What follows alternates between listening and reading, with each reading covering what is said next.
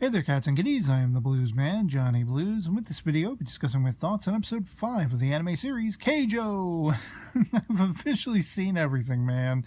The call of Cerberus or Kerberos in this episode, with Nozomi going up against Fujisaki, who is all into the BL, the boys love, and it's something that, like, her mind isn't even on Keijo. It's just her job. You know, she's part of a sort of elite lineage where her mother and her sister are some of the top, prize-winning players of all time and all this kind of stuff, and she could really take or leave it, but she's got this, like, gaseous or energy-based, like, wolf, in the fold.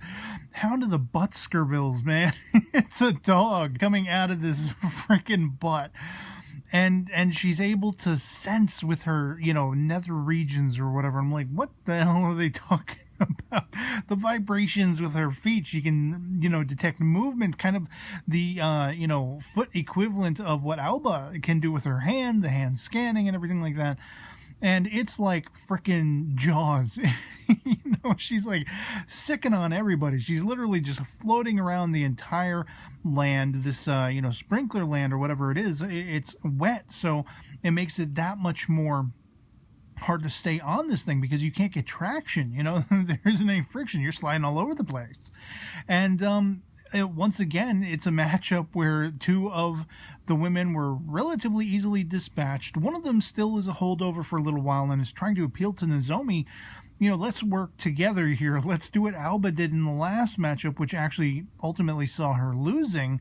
Let's team up against Fujisaki and this wolf butt. this buttsbane, whatever you want to call it. And it's just, oh my god, it's just, giant purple wolfen head coming out of this girl's butt. It's like, I saw this in the OP, and I was like, when, are we going to get around to this character? And it's just racked up the absurdity with the boys love thing, that whole, it's something that really gets her jiving. She's looking up at the clouds. She's looking up at these dainty clouds and envisioning these boys lovers, that is so inspiring her and intoxicating her. She could care freaking less about this class change matchup. And it's her inevitable undoing. What I really loved is that we see some character growth both in physicality and prowess as well as achievement, in Nozomi's case, where she takes off the sort of gimp suit looking attire.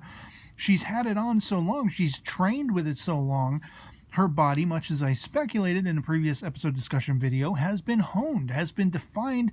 She's that much stronger and faster for it. She's lighter on her feet, and she's got the hip prowess. I thought it was absolutely outstanding that she actually uses this twice. The first time she misses against Fujisaki, which blew my ever-loving mind, but then she does it again. And it's like, this is what sees her sealing the fate of winning this particular match.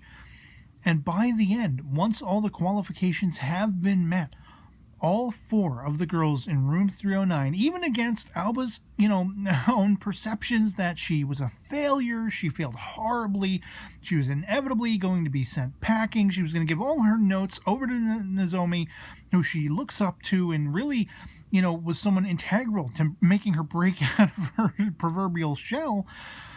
She's ready to leave, and all four of these girls have been given that promotion. And it astounded me. I mean, the entire time, when they go into, like, super speed mode, circling on this land platform, a giant purple gaseous wolf's bane sort of head, it's just, oh my god. It blew my mind. It blew my mind, the absurdity and the hilarity. I mean, this show knows no bounds. It's like every other episode they're topping whatever the last thing was, titty hypnosis, and it's like, it's such a sort of lethal thing, it's such a complicated thing that they had to outlaw it, and the chick used it anyway out of desperation, so she got punished. It's like, oh man, titty hypnosis, this Cerberus, hound of the Buttskervilles, as I said. It's absolutely freaking insane. The momentum, the action, how seriously these characters are invested in it and taking it, with the exception of Fujisaki, who really could, as I say, care less. Man, this friggin' show is all kinds of balls to the wall. There aren't any balls in it, but it's balls to the wall entertaining. And so yeah, I mean, bring on the next episode. I can't wait to see what the next chapter beholds for our main foursome now that they have effectively moved on. What opponents are they going to meet with this whole aspect of going up against the East? What does that entail? I can't wait to find out. I'm racking my brain, and I just can't wait to find out what new things they're going to top themselves with the next time around. Because it's absolute insanity. It's insane. Cerberus, the butt cannon, all this stuff, titty hypnosis. I love it. Love it to pieces. So yeah, otherwise that'll be pretty much it for me on this one. If this video finds you well, I'll catch you all later. Peace.